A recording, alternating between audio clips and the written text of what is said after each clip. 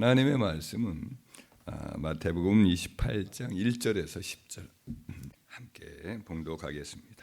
안식일이 다 지나고 안식 후 첫날이 되려는 새벽에 막달라 마리아와 다른 마리아가 무덤을 보려고 갔더니 큰 지진이 나며 주의 천사가 하늘로부터 내려와 돌을 굴려내고 그 위에 앉았는데 그 형상이 번개 같고 그 옷은 눈같이 희건을 지키던 자들이 그를 무서워하여 떨며 죽은 사람과 같이 되었더라.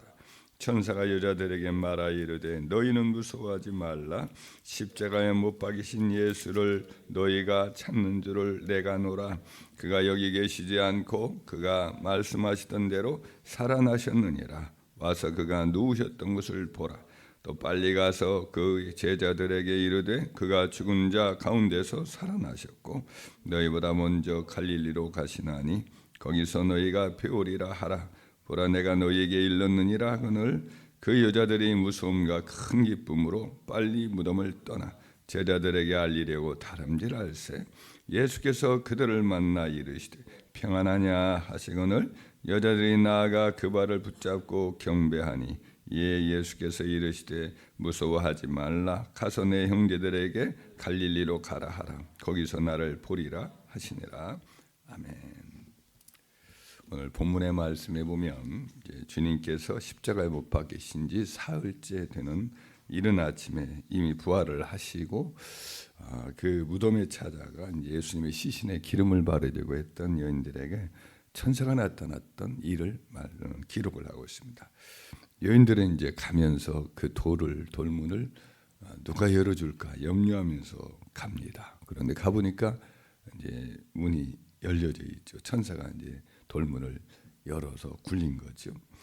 그리고 그 돌문 위에 오늘 본문의 말씀 돌문 위에 천사가 이제 하얀 빛을 내면서 앉아 있는 거죠. 군병들이 그 모습을 보고 놀라가지고 이제 한쪽 구석에 숨어서 무서워 벌벌 떨고 있는 모습으로 기록되어 있습니다.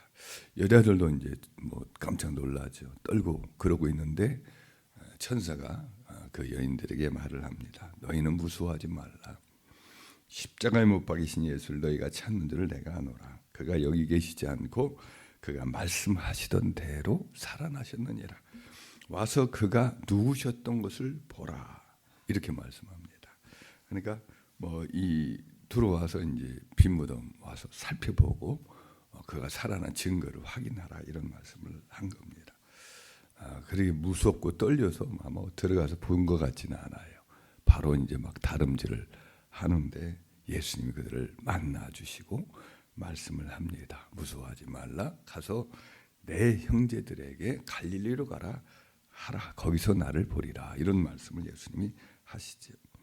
그래 천사가 이제 그 예수님이 부활하시도록 나갈 수 있도록 돌문을 열어 주었다기보다는 예수님이 이미 이제 돌문이 닫힌 상태로 다 부활하셔서 빠져나가시는데 천사들은 그 여인들에게 돌문을 열어주고 들어와서 이제 확인할 수 있도록 그렇게 돌문을 뒤늦게 열어준 것으로 그렇게 이제 보여집니다. 천사의 초대처럼 주님의 부활 직후에 비어있는 무덤, 이것도 예수님의 부활의 강력한 증거 중에 하나입니다. 역사를 보면 여러 종교의 창시자들의 무덤들이 성대하게 잘 꾸며져 있고 그 이제 시신이 묻혀 있는 무덤은 열렬한 신자들의 순례의 이제 대상이 되곤 합니다. 불교의 창시자 석가모니 죽은 뒤에 그의 몸을 이제 화장을 해요. 그랬더니 거기서부터 이제 사리가 나와요. 사람 몸에 이제 좀 관절 부분에 동그란 것들이 나오거든요. 근데 그게 진신사리라고 합니다. 진신사리를 여러 군데로 나눠서 인도 여러 지역에 델리라든지 여러 지역에 사찰해서 보관을 합니다. 스리랑카도 보관되어 있고 우리나라도 당나라땐가 어느 스님이 가가지고 중국에서 그 진신사리를 받아와요. 그래서 법흥사라는 곳에 이것을 지금도 이렇게 보관을 하고 있어요. 그래서 이제 석가모니의 묘가 여러 군데 있는 거죠.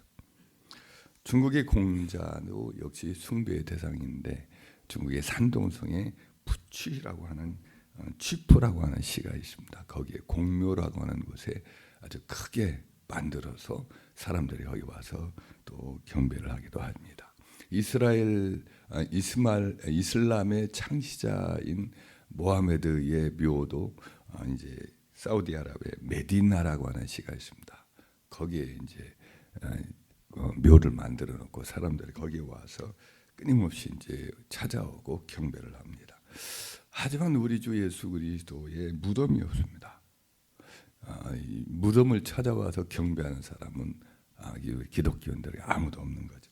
예수님이 부활하셨기 때문에 그렇습니다.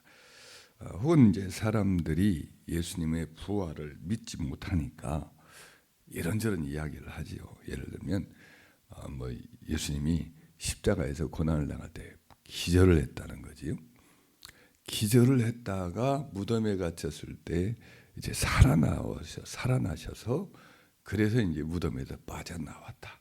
이렇게 이야기하는 사람도 있습니다. 하지만 이 가설은 현실성이 없습니다. 왜냐하면 십자가에서 이미 뭐 숨이 끊어진 지 오래되었고 그를 뼈를 쳐가지고 이제 그 사람을 살아있으면 죽이는 그런 절차를 로마 군병이 시행을 했는데 예수님이 이미 죽었어요. 죽은 지도 한 3시간 정도가 되고 2시간, 3시간이 되고 그러나 또 로마 군병들이 확실하게 죽이려고 하려고 창으로 그를 찌른단 말이죠. 이미 뭐 구약에 있는 말씀대로 찌른 자도 그를 보리라 이런 말씀이 있거든요. 그래서 이와 같이 분명히 약속대로 그를 확실히 찔러서 옆구리에서 물과 피가 한꺼번에 따로따로 이게 쏟아져 나오거든요. 여기 심장에 찔리면 심장마비로 죽은 경우에 물과 피가 따로 있다가 이게 쏟아진다고 그래요. 보통은 우리 몸에 있는 물은 다 이제 피로 있는 것이니까 그것이 이제 빨간 피로 나와야 되는데 물과 피가 따로 이렇게 분리가 되는 경우는 심장마비 있는 경우는 그렇게 된다는 거죠. 예수님이 심장마비로 이렇게 돌아가셨을 것이다 이렇게 보고 있습니다. 그리고 이제 죽었을 때에 그를 장례를 했는데 그때 30kg가 되는 그와 같은 중량의 향품을 니고데모가 가져와서 이제 그 온몸에다가 다 이제 씻고 난 다음에 그거 닦고 난 다음에 거기다 향품을 넣어요. 그리고 나서 이제 수의를 싼 거예요. 그러니까 그걸 기절한 사람이 그렇게 매맞고 기절한 사람이 그것들을 다 해치고 또 돌문을 또 밀고 나올 수가 있겠어요? 불가능합니다. 이게 기절설은 상식에 맞지 않은 거죠. 또 예수님이 이제 또 시신이 도난당했다라는 가설도 있습니다. 예수님의 시신을 바리새인들이 도둑질해서 보관하고 예수님의 제자들이 훔치지 못하도록 그래서 뭐 부활하였다 이렇게 거짓말하지 못하도록 가져갔다고 하는 그런 해석이 있죠. 근데 정작 예수님이 부활하셔서 빈 무덤이고 예수님이 부활하셨다는 소문이 떠돌 때 그들은 예수님의 시신을 여기 우리가 보관하고 있다 주장도 하지 않았고 그 시신을 보인 바도 없습니다. 그러니까 이것도 맞지 않고 예수님의 제자들이 또 가져갔다 이렇게 보기도 하지 않아요. 하지만 제자들이 예수님의 시신을 훔쳐갔다고 한다면 예수님이 부활하시지 않은 것을 그들이 분명히 알 거란 말이에요. 그런데도 불구하고 예수님이 부활하셨다라고 하면서 이 진리를 위해서 순교를 다 하잖아요. 누가 거짓을 위해서 한 사람이 영웅심리로 한다고 할 수가 있습니다. 그러나 거의 다 그렇게 순교를 하지 않습니까? 사도 요한, 제요하고는 다 순교를 12제자하고 초대교회 성도를 많이 순교를 해요. 누가 거짓을 위해서 그렇게 다 줄줄이 이렇게 순교를 합니까? 그럴 수가 없습니다. 그렇기 때문에 도난설도 맞지 않습니다. 도난설은 이제 그 군병들에게 시켜가지고 뇌물을 주면서 시켜가지고 유대인들에게 예수님의 제자들이 훔쳐갔다 이렇게 이제 소문이 퍼지게 만든 거지요. 그래서 이것도 역시 주장이 맞지 않고 상식에 맞지 않다. 예수님의 부활은 이제 제자들의 만들어낸 상상이다. 이렇게 이제 해석을 하기도 하죠. 예수님을 너무 사랑한 나머지 예수님이 돌아가시니까 그 허탈감 때문에 정신적으로 공허감 때문에 그들은 예수님의 부활을 이렇게 생상으로 이렇게 받아들여 가지고 그래서 예수님 부활하셨다 이런 소문이 퍼졌다는 거죠. 막달라 마리아 같은 경우는 뭐 너무나 예수님을 사랑하셨던 나머지 그렇게 자기도 보았다 뭐 이렇게 할 수도 혹이 있지만 예수님을 보았다고. 그러니까 이것이 이제 한 사람에 의한다면 모르지만 남자 제자들 예수님 부활을 늘 믿지 못하는 그런 제자들에게 계속해서 나타나셨고 또 한두 사람이 아니에요. 사도 바울이 썼던 편지 고린도전서 15장의 말씀에 보면 그러니까 예수님이 부활 사건 이후에 20년, 25년 이 지난 후에요.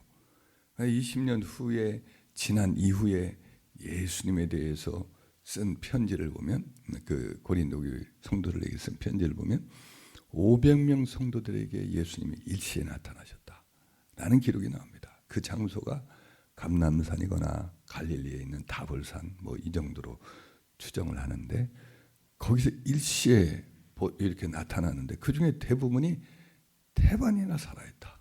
사도 바울 당시에 그 증인들이 태반이나 다 살아있는 그런 상황이라고 말씀을 사도 바울이 담대히 증거를 하고 있습니다. 그래서 예수님의 부활은 어떤 상상이나 환상을 보거나 최면이 아닙니다. 분명한 역사적인 사실인 거죠.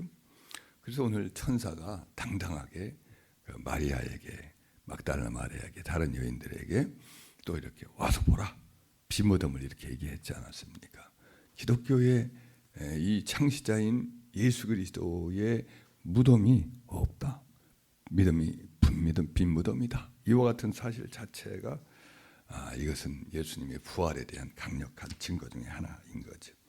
예수님은 살아나셨고 제자들에게 여러 번 나타나셨고 그들이 다 보는 데서 예수님 하늘로 올라가셨고 지금 하늘 보좌 우편에 계시죠. 수많은 핍박을 이겨내고 이 진리가 힘있게 말도 안 되는 이 진리가 사람들에게 계속 전파되는 것 자체가 역사적인 분명한 증거를 가진 사실인 것을 우리는 그대로 확실히 믿는 자가 된 줄 믿습니다. 날마다 우리는 이것을 확신하고 천사가 우리에게 빈무덤을 와서 봐라 했던 그 사실을 기억하면서 그 자리에 이렇게 놓여있던 예수님의 그 세마포 수의와 머리를 썼던 수건을 기억하고 또 다름질했던 그 제자들처럼 우리도 확신을 가지고 믿음으로 살아가고 이 사실을 전하는 일에 힘을 다하는 저와 여러분 되기를 주의 이름으로 축원합니다.